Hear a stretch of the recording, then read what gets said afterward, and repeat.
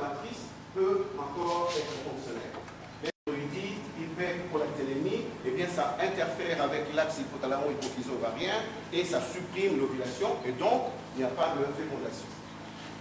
Fécondation, pardon, en assistance médicale à la procréation, il y a ce qu'on appelle l'IAC, insémination artificielle par le sperme du conjoint. Il y a l'IAD, insémination artificielle par le donneur. Avec, normalement, ça s'est fait maintenant, à l'époque, c'était par la voie transabdominale. Maintenant, il faut aller avec la sonde vaginale endocavitaire. Vous vous rapprochez des ovaires, vous pouvez ponctionner. Il y a un moment donné, vous allez voir que nous approchons, il y a des signes pour dire. Mais toutes ces techniques-là, eh bien, entraînent, donc, on peut être moral, ce sont les questions qu'on pose. Le devenir, l'insémination. Alors que son mari est vivant, parce qu'il y a une synergie totale et qui ne peut pas avoir des enfants, mais avec des ovaires qui fonctionnent très bien. Maintenant, choisir le sexe par le sexage, donc par des techniques sophistiquées et en immunocytologie, on peut pouvoir détecter les X et les Y et pouvoir prendre en compte les X ou les Y pour inséminer. Le clonage humain posera également le problème. Ok, je vous remercie.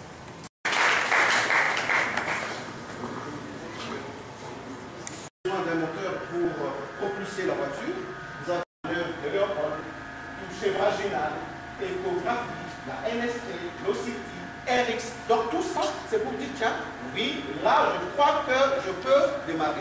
Votre rôle en tant qu'obstétricien, c'est de dire, cette femme qui vient d'arriver, est-ce qu'elle va accoucher par la voie basse? Ça, c'est clair.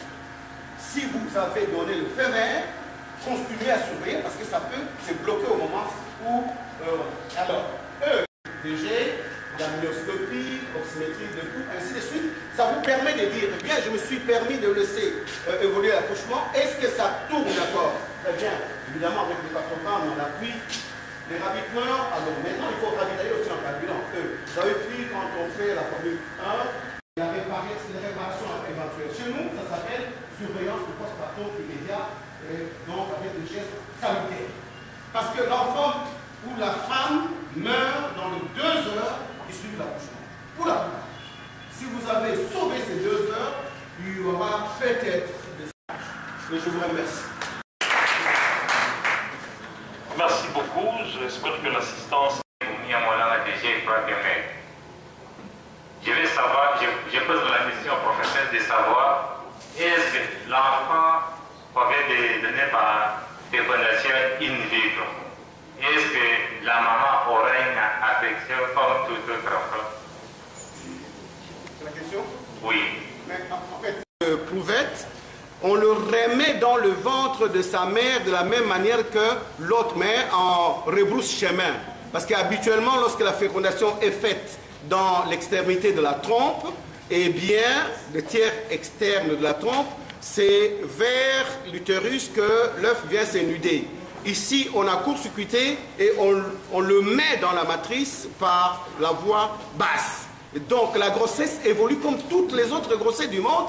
C'est sa grossesse. Et d'ailleurs, ce sont des enfants, ce sont des grossesses désirées. Donc, à ce moment-là, grossesse précieuse. Donc, c'est vraiment une affection totale.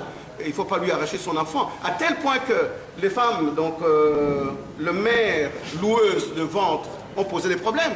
Et à terme, l'enfant est sorti, très beau, il a... Merci beaucoup, c'est 27 et 28. Avec cette phrase de Théodore Roosevelt qui a dit « Si l'on considère la vie comme un don et des surcroît comme les divins, on ne doit pas chercher à les procréer médicalement. » Et par rapport à ces différentes techniques qu'il nous a données, son point de vue, lui, il est de quel côté? Il est pour ou contre la procréation médicalement assistée?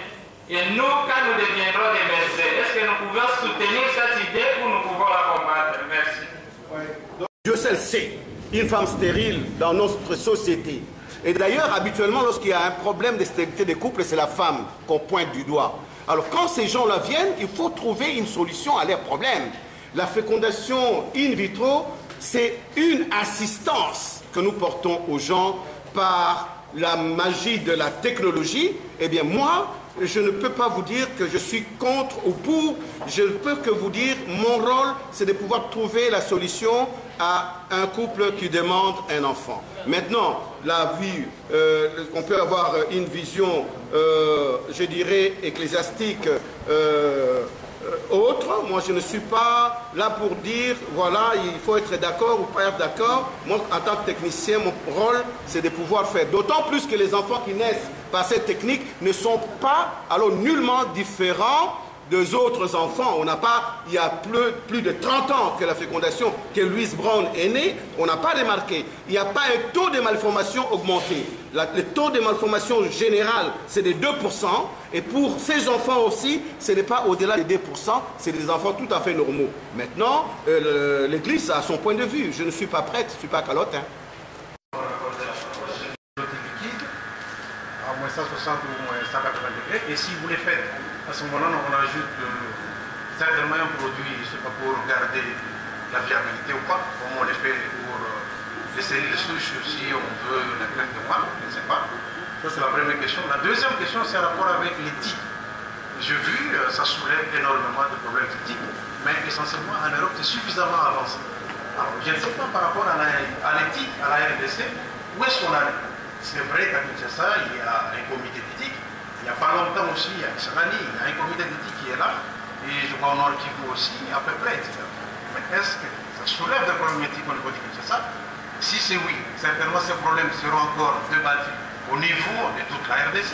Et par conséquent, peut-être les comités éthiques devront se mettre d'accord.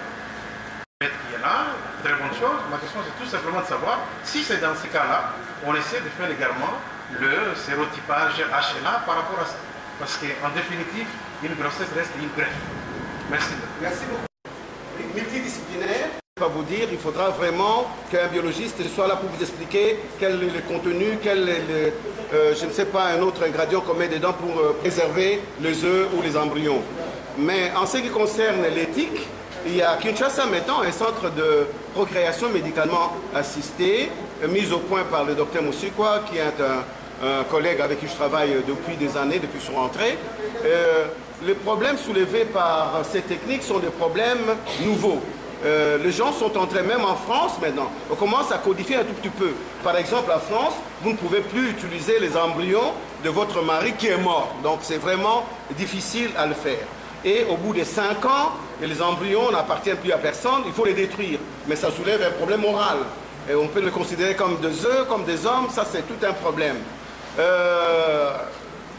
Vous avez dit, si on a déjà commencé à penser, on y réfléchit, mais on ne peut pas réfléchir mieux que ceux qui ont commencé la technique et qui ont toujours ces genres de problèmes. Ben, on est entre les deux. Je ne saurais vraiment pas vous donner la réponse qui vous satisfasse. Qui considère l'homme comme étant un corps étranger, il faut pouvoir rejeter tous les produits de l'homme. Et on procède à ce qu'on appelle la désensibilisation avec la transfusion lymphocytaire, par exemple.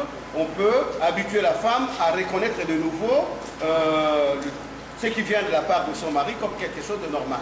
Mais ce sont des techniques qu'on a commencé à abandonner depuis ce temps, ça pose quand même un problème.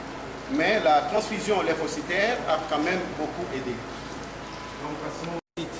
Est-ce qu'il y a un matériel approprié où on utilise seulement des seringues ordinaires?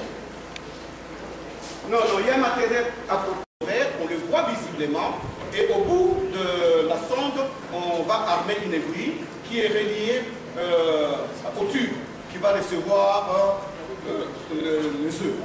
Alors, on fonctionne et on aspire avec cette aiguille-là. Ce n'est pas une seringue, on ne saurait pas le faire avec une seringue. C'est un matériel tout à fait technique-là, par rapport à la femme et par rapport à l'homme. Les alliés voulaient dire les effets. Il fallait endormir la femme, peut-être les risques anesthésiques pendant la fonction. Mais je vous ai dit aussi, on peut réduire le nombre de fonctions. Maintenant, à l'époque, comme on n'avait pas la possibilité de conserver les ovocytes, on devait à chaque cycle, je n'ai pas dit que ça réussissait à 100%, hein, il faut au moins 6 cycles pour arriver à peu près à 20 ou 25% de réussite. Donc, ça signifie qu'il faut endormir les gens. Mais en dehors de ça, je ne vois pas. Le fait qu'un homme doit se masturber pour...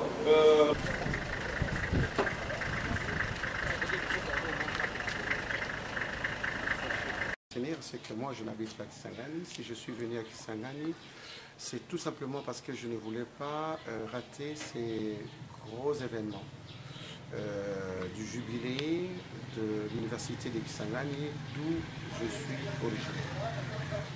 Donc, j'ai eu la chance de rencontrer le recteur de l'université de Kisangani, le professeur Ngao à Kinshasa, qui m'a justement parlé de l'organisation de ces festivités.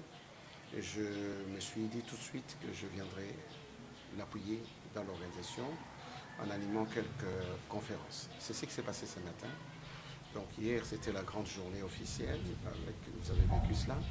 Et aujourd'hui, c'était en fait une journée consacrée à la science et à l'éducation. C'est pour ça que vous avez vu que j'ai été animé ces deux conférences.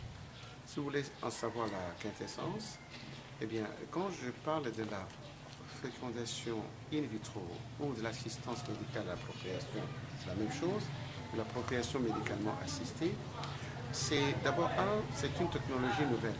C'est pour que l'information passe en disant que la stérilité est en train d'être vaincue d'une manière ou d'une autre, mais c'est une technique moderne, donc c'est à un coût, même si ce n'est pas encore vulgarisé chez nous, mais il faudra quand même que l'information passe. Vous avez dit que je parlais de l'accouchement comme étant une course automobile. C'est une comparaison que je fais toujours, parce que, en fait, comme je l'ai dit tout à l'heure, la médecine, l'obstétrique, c'est-à-dire les femmes enceintes, c'est un domaine délicat, et les accidents qui arrivent là-bas arrivent sur de personnes qui ne sont pas malades au départ, parce que la grossesse n'est pas une maladie.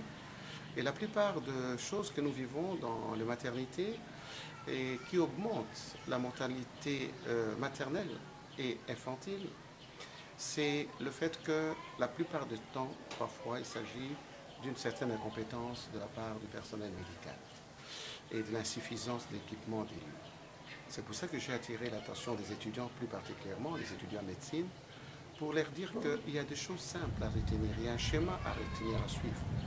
Lorsqu'une femme vient pour accoucher, en tout cas, la première chose qu'on se pose comme question, la première question, c'est de savoir si cette femme va accoucher normalement. Accoucher normalement, c'est que l'enfant doit sortir par les dents. Et donc, vous devez poser toutes les questions possibles, faire les examens nécessaires pour dire, tiens, cet accouchement va se passer normalement. Si vous avez un moindre indice d'un doute, il faut choisir la voie haute, c'est-à-dire qu'il faut faire la césarienne. Et même si vous avez décidé de pouvoir suivre un travail, donc suivre l'accouchement, et à tout moment il faut surveiller, s'il y a un moindre problème, eh bien n'hésitez pas, il faut sauver la femme, il faut sauver son enfant. C'est de cela qu'il s'agit, c'est de cela que je parle aujourd'hui. Nous vous remercions de ça. Merci encore.